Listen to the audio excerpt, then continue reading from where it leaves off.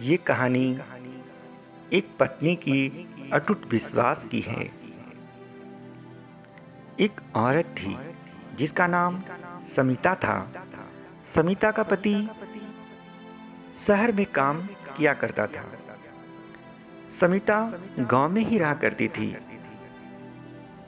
उसका पति जब शहर जाता तो कभी 2 महीने में, कभी 3 महीने में और कभी 4 महीने में आ जाया करता था। समिता अपने पति को हमेशा स्टेशन छोड़ने जाया करती थी। एक बार जब समिता का पति शहर गया और उसके दोस्तों ने झूठे केस में फंसाकर जेल में डलवा दिया। समिता के पति को उम्र कैद की सजा हो गई।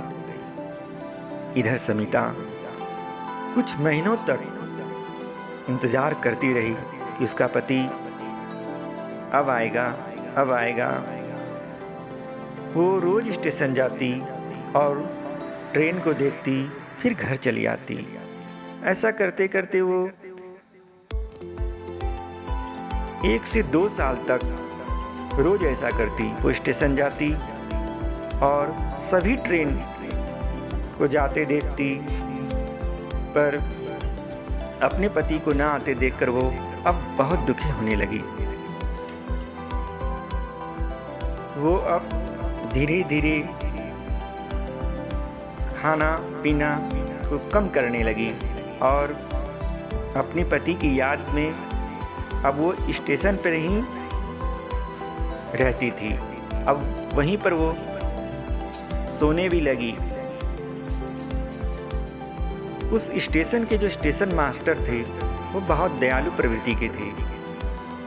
उन्होंने समिता को बहुत समझाया कि अब घर जाओ, तुम्हारा पति आएगा, पर वो मानती नहीं थी। वो स्टेशन पर ही रहती थी। स्टेशन मास्टर उसे कुछ खाने को दे दिया करते थे। जब कोई भी ट्रेन आए तो समिता मानो इतना खुश हो जाए कि उस ट्रेन में उसका पति ही आ रहा है। और जब ट्रेन कुछ देर रुककर उस प्लेटफॉर्म से आगे की ओर चले जाए तो समिता सर झुकाकर रोने लगती थी। अब तो कई साल बीत गए, पर समिता स्टेशन पर बैठी अपने पति का इंतजार करती रही।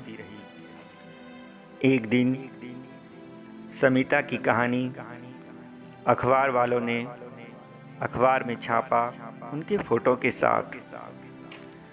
जब उस अखबार को जिस जेल में समिता के पति थे, उस जेल के जेलर ने पढ़ा और फिर समिता के पति को बुलाकर उसको ये फोटो दिखाया, क्योंकि जेलर समिता के पति के बारे में सब कुछ जानते थे। ये निर्दोष है, इसे फंसाया गया है और समिता के पति का मात्र 1 साल और सजा बाकी था। तो समिता का पति अपनी पत्नी को देखकर मानो बिलख बिलख कर रोने लगा और जेलर साहब से कहने लगा कि सर, मुझे घर जाने दो, मेरा श्वास बहुत कम है, मुझे घर जाने दो, एक बार उसे देख लेने दो।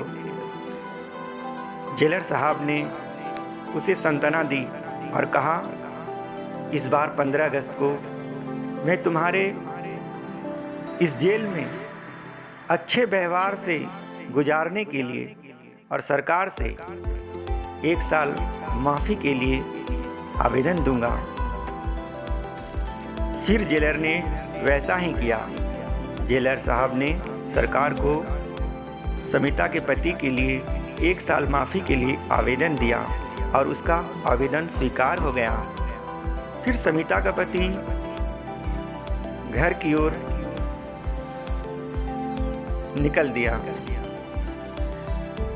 अब जब वो स्टेशन पर उतरा तो सामने समिता खड़ी थी और समिता ने भी अपनी पति को देखकर तो बस देखती रही।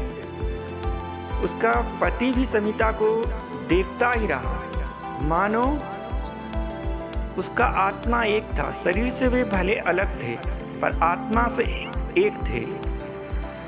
जब वो देख रहे तो वहां पर आंसुओं की बारिश हो रही थी